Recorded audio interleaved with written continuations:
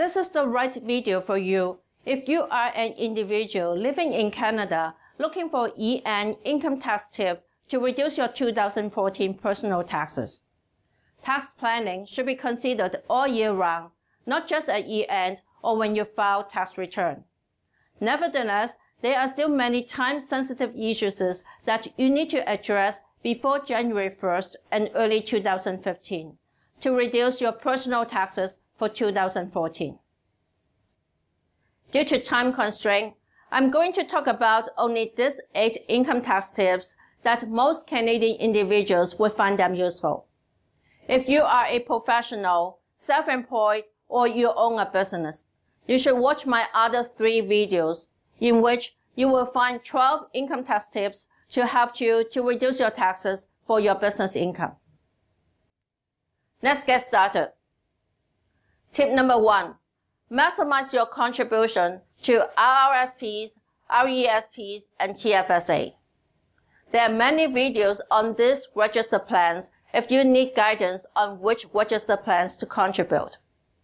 All these 3 types of registered plans will allow you to earn investment income without paying taxes on them. However, only the RRSP contribution will be deductible to reduce your 2014 taxes, provided you made the RRSP contribution before March 2nd, 2015. The actual tax reduction will vary depending on the marginal tax bracket you are in.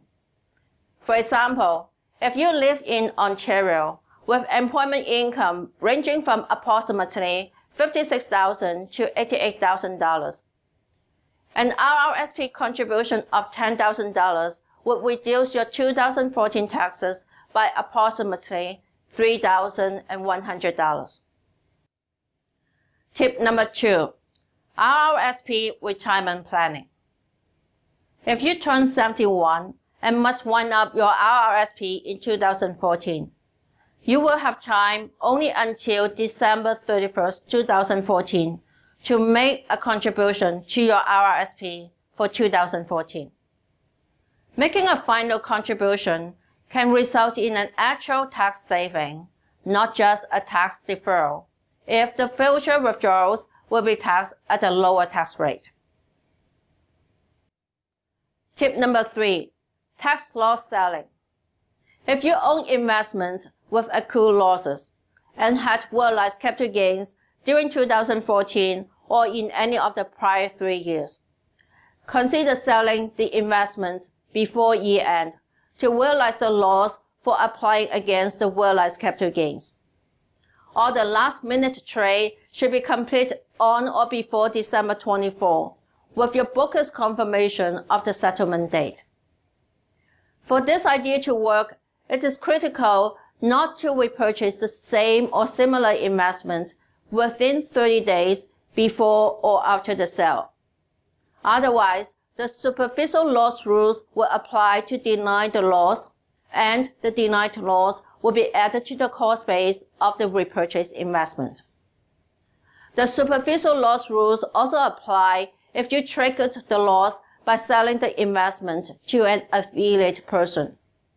By definition, an affiliate person includes your spouse RRSP, your own RRSP, or a company controlled by you and or your spouse. Tip number 4. Transfer loss to a spouse who has realized capital gains. If you have investments with accrued losses, but cannot use the capital loss, the superficial loss rules that I just talked about can be used to transfer the capital loss to your spouse if she has realized capital gains in the year or the prior 3 years. However, in order for the superficial loss rules to apply, your spouse must hold the investment for more than 30 days before selling the investment to realize the loss. Since we are already in December, any capital losses to be transferred can only be realized by your spouse in 2015. Tip number 5. Use of family loans for income splitting. If you have a spouse or another family member with little or no income. You can reduce your family's taxes with interest-bearing loans to the lower income family member for investment. If a loan is advanced before December 31st, 2014, the interest rate can be locked at the current rate set by the CRA, which is 1% only. The investment income earned by the lower income family member, net of the interest paid to you, will then be taxed at a lower tax rate, provided any interest earned on the family loans for the year will be paid before January 30th of the following year. It is very important to have the annual interest paid no later than 30 days after the year end. It is because a late interest payment for 1 year can cause this income splitting arrangement to become ineffective, not only for that particular year, but for all the subsequent years. Tip number 6. Donate public securities with gains directly to charitable organizations. The tax benefit of donating public securities instead of cash is that you will not have to pay tax on the inherent capital gains of the securities while still receiving donation receipt equal to the fair market value of the securities at the time of the donation. Tip number 7. Relocation planning.